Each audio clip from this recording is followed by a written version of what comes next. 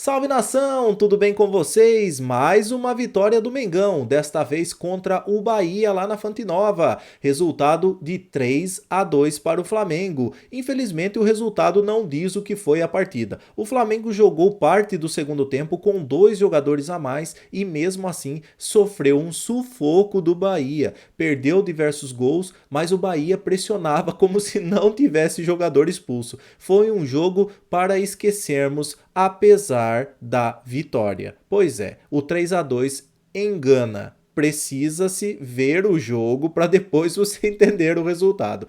Eu trouxe agora aqui um comentarista da ESPN falando a respeito desse jogo e ele fazendo duras críticas ao Flamengo, com razão. Antes disso, eu vou pedir a sua inscrição, o seu like e o seu compartilhamento para ajudar o Mengão Mídia. Bora de vídeo! Mas a gente também tem que dizer a segunda vitória desse Sampaoli, né, seguida.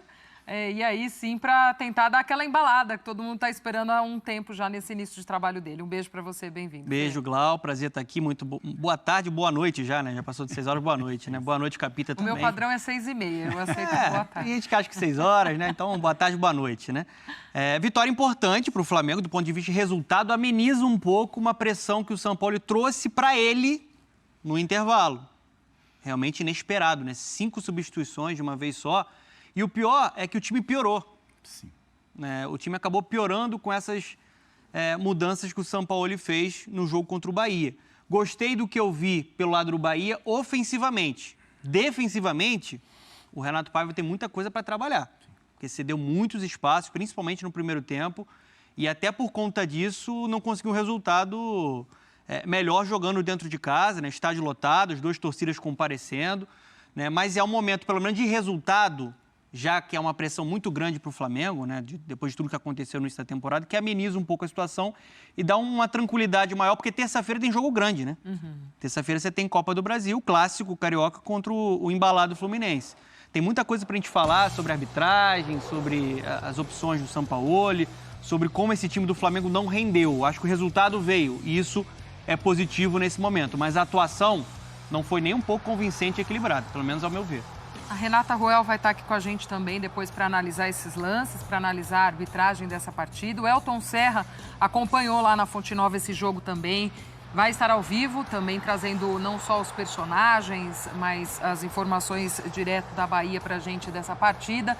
E então muita coisa aqui nesse nosso pós-jogo de Bahia 2, Flamengo 3. Vocês querem ir do início? Vocês querem pegar essa história das 5 substituições? Vamos lá, chamou a atenção no intervalo que o Sampaoli vai logo de cara e faz as 5 substituições na troca para o segundo tempo. Ok, tem o Fla-Flu na terça-feira, Copa do Brasil, mas isso parece que quando amistoso, início de temporada, aquela coisa, vai trocando para ver o que o time acontece. Primeira vez que isso aconteceu, inclusive, no futebol brasileiro, logo de uma vez, essa troca de baseada. É porque ele correu muitos riscos, né, Gláucia? Então, assim, a gente pode pontuar, o Sampaoli pode vir para a coletiva e ter as explicações dele, como a gente falou. De repente, teve algum jogador que sentiu um incômodo, que teve que ser substituído. Tem a preocupação também, como o Fernando colocou, do jogo contra o Fluminense na Copa do Brasil. Mas é um jogo de Campeonato Brasileiro, era um jogo importante para o Flamengo vencer. Então, assim, eu acho que se corre muitos riscos, né? Então, ele mexeu em todas as posições. Então, ele partiu do goleiro, na lateral, com a entrada do Wesley, no meio de campo, no ataque. E fica aquela sensação para o torcedor. Agora, terminou, né, o jogo, o Flamengo venceu, o Flamengo não teve nenhum problema no segundo tempo, mas fica aquela sensação, quando a gente vê as substituições, pô, mas e se um jogador se machuca, né? E se um jogador, sei lá, é expulso e você precisa corrigir um posicionamento? Então, isso é algo que impressiona. A gente sabe, né, eu vou usar a palavra entre aspas, das loucuras do Sampaoli. A gente já viu o Santos jogando próximo do meio de campo, né?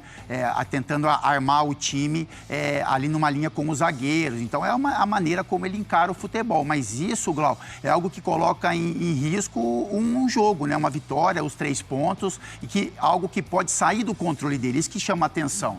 Então, assim, se o Flamengo tem um jogador machucado, 2 jogadores machucados, o Arrascaeta está voltando novamente, então se o Arrascaeta sente algum problema, ele seria obrigado a ficar em campo para fazer uma sombra, para fazer alguma movimentação que poderia atrapalhá-lo, né? num jogo próximo. Então eu acho que isso é um risco, na minha opinião, né? E eu vivi no futebol, como eu disse, a minha vida toda, desnecessário. Então é lógico que você pode ter uma preocupação de algum jogador que sentiu um incômodo, por exemplo, o Davi Luiz, sentiu um incômodo talvez, né? Pode ter sentido e eu preciso fazer uma mudança. Mas pelo menos uma substituição, né? Você guardar uma substituição para que em um momento do jogo, se fosse necessário, você ter essa opção também. Mas é a maneira como o São Paulo vê o futebol, é a maneira como ele encarou o jogo de hoje também. Mas fica essa observação, né? São 3 pontos importantes, mas é uma observação a ser feita. Olha aí a informação do nosso Data ESPN. Primeira vez de 5 substituições de uma vez só durante o intervalo de um jogo na história do futebol do Brasileirão, né? E nas principais ligas europeias, isso só aconteceu uma vez. Belenenses 0, Benfica 7. Benfica já tinha feito 7 gols e trocou 5 jogadores no intervalo. Ok, o Flamengo vencia de 3-1, mas tinha todo um segundo tempo ainda. Sim. A gente está aguardando ver se também o Flamengo atualiza alguma coisa, né? Se o Matheus, por algum motivo, também sentiu alguma lesão. E o próprio Davi Luiz, quando sai no intervalo, ele falou, eu senti um incômodo na coxa e tal. Então, a gente está esperando para ver se existe esses 2 casos mais pontuais, Fer. Mas chama muito a atenção. A gente até assistiu o jogo ali na redação, Sim. também falamos essa história do Arrascaeta. Poxa, tá sem ainda esse ritmo, voltando e tal, 90 minutos, e se não aguenta, ou se fica ali num sacrifício, isso piora depois. Uma coisa arriscada, ousada. Eu tô na linha do Capito, acho que assim, ele arriscou muito. Não é normal, a gente tem que esperar, né, para ver se tem algum tipo de boletim que confirma alguma parte física que não, né, deixou que os jogadores ficassem dentro de campo. O Matheus Cunha deu para ver durante a transmissão que ele leva a mão no adutor. Né? Não é algo muito natural você tirar um goleiro que não estava comprometendo no jogo para colocar o Santos, e o Santos acaba até falhando no segundo gol do Bahia, né? Pois é.